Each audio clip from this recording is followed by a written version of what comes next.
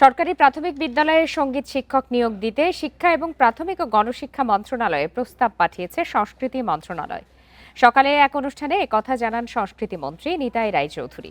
এর আগে গত বছরের নভেম্বরে এ বিষয়ে সিদ্ধান্ত নিলেও আন্দোলনের মুখে সঙ্গীত ও শরীর চর্চা বিষয়ক শিক্ষক নিয়োগের সিদ্ধান্ত স্থগিত করে অন্তর্বর্তী সরকার। নতুন রিন গভীর থেকে পরিষ্কার করে কাপড়কে রাখে নতুনের মতো উজ্জ্বল। নতুন রিন অ্যাডভান্সড পাউডার। আমাদের সংস্কৃতি মন্ত্রণালয় থেকে আমরা সাপ্লাই দেব, কিন্তু শিক্ষকের বেতন ভাতা এটা দেবে শিক্ষা মন্ত্রণালয়। জাস্ট এই প্রস্তাবটাই আমি গত কয়েকদিন আগে আমাদের সাথে একটা যৌথ মিটিং হয়েছে, শিক্ষামন্ত্রীকে আমরা বলেছি নৃত্যকলার সঙ্গীত তারপরে নানা আছে বিভাগ আছে, এইগুলো থেকে আমরা আমাদের শিক্ষক দেব, তাদেরকে আমরা বেতন ভাতারও ব্যবস্থা করব, করে আমরা বিভিন্ন স্কুলকে টার্গেট করে নিয়ে